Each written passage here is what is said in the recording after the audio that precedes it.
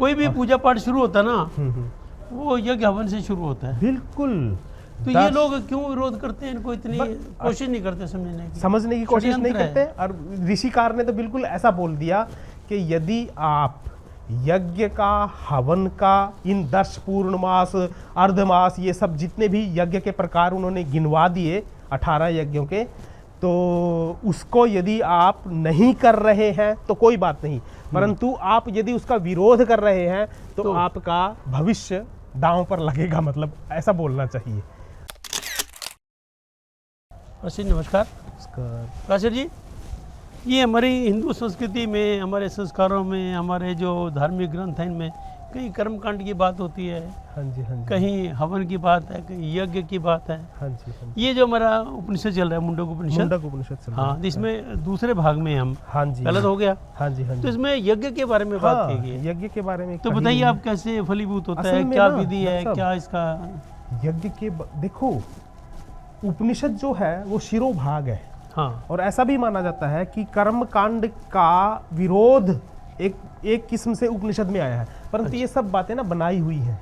अच्छा। ये सब अनुसूत है, जुड़ी हुई हैं। अच्छा। बल्कि इसमें मुंडक उपनिषद के द्वितीय भाग में तो यदि आप ध्यान से देखेंगे ना तो ऐसा लगता है कि जो कर्मकांड का विरोध कर रहा है ना उसको लताड़ा है। अच्छा। हाँ, उसके लिए ये बातें कही हैं। पहले तो ये बातें समझाई अथर्वा को प्रजापति ने एक किस्म से कि ये जो हम यज्ञ करते हैं, ये भले ही हम कोई सा भी यज्ञ करें, कामना से युक्त होकर करें या पूरे भूमंडल जन कल्याण के लिए करें, परंतु दोनों यज्ञ हर मनुष्य को मतलब माइंड में कहीं ना कहीं वो उसकी अनिवार्यता लगनी चाहिए। वो अनिवार्यता यदि आपको नहीं लग रही है तो आपके लोक परलोक सब भ्रष्ट हो जाएंगे। यहाँ तक बोल दिया ऋषि ने। बिना भावना के वो हो नहीं सकता, फलीभूत नहीं होगा, ना करना चाहिए। हाँ। उससे पहले ना फिर थोड़ी सी विधि और उसके बारे में बताते हैं। वो बताते हैं कि 7 अग्नियां होती हैं यज्ञ की। तो यज्ञ में जब उनका विद्यार्थी जीवन है तो उसको हर रोज हवन करना चाहिए और अपनी बुद्धि यज्ञ के प्रसाद में लगानी चाहिए। और यह बात समझनी चाहिए कि मुझे यदि बिना कर्म कांड के उस श्रेणी तक पहुंचना होगा ना तो इस रिचुअलिटी में से जाना पड़ेगा। अच्छा। यानी कि स्पिरिचुअलिटी को पाने के लिए रिचुअलिटी यू शुड मस्ट, हाँ, आपको उसमें रहना ही पड़ेगा, उसको करना ही पड़ेगा। ये लोग विरोध क्यों करते हैं? विरोध जो करते हैं उनके लिए इसलिए उनको नॉलेज नहीं है या विरोध के लिए विरोध दोनों बातें हैं जी। एक तो नॉलेज नहीं है क्योंकि वो सुविधा भोगी है, ये भी है, और एक षड्यंत्र भी है कि इनका ये सारे का सारा। अच्छा, दूसरा, कोई भी जो अब्स्ट्रैक्ट विचार है वो किसी ना किसी कॉन्क्रीट परंपरा से जुड़ना जरूर चाहिए, वरना आगे नहीं। हम आप मान लो आप अध्यात्म के उस टोच पर हैं, आपको सब नॉलेज है, ठीक है, आप राजयोग का, भक्ति योग का ये सब जानते हो। हाँ। आप अपनी अगली पीढ़ी को कैसे बताओगे जब तक आपके पास, मान लो कल आप नहीं रहे तो अगली पीढ़ी के पास क्या है?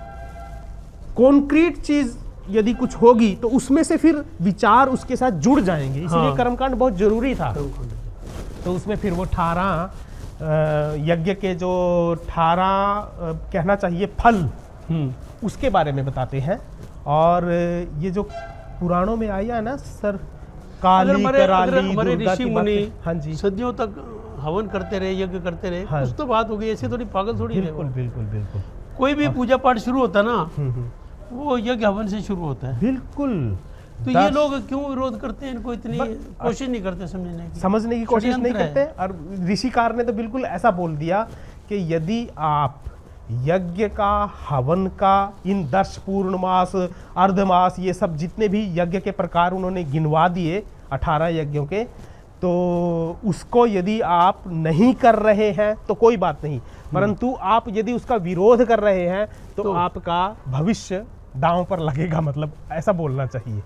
ऐसा बोला उन्होंने? हाँ, ऐसा बोला उन्होंने, तो स्पष्ट बोल दिया कि उसका अगला जीवन प्रायः नष्ट प्रायः हो जाएगा जो विरोध करेगा। हाँ, जो विरोध करेगा।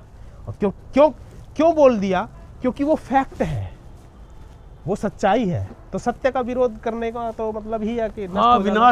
विनाश की तरफ कदम बढ़ाना है। बिल्कुल बिल्कुल बिल्कुल। हमारे आर्य समाज जी मूर्ति पूजा का खंडन करते थे, यज्ञ हवन में तो बिलीव करते थे बहुत, हाँ। वेदों के ऊपर चलते थे। करना ही पड़ेगा उनको। हाँ।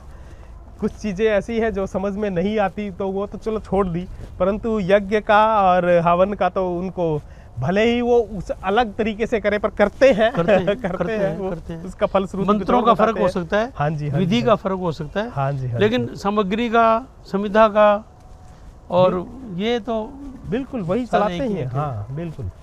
तो इस पूरे के पूरे द्वितीय खंड में मुंडक के उपनिषद के यही बताया है कि हमारे जितने भी यज्ञ के प्रकार हैं, हवन के प्रकार हैं, वो हमें करने ही होंगे, वहीं से फिर हम स्पिरिचुअलिटी तक चले जाएंगे। ये मूल उसका सार था। तो ये आज का हमारा हाँ जी, हाँ जी, एपिसोड यहीं तक। हाँ जी, हाँ जी। नमस्कार। नमस्कार।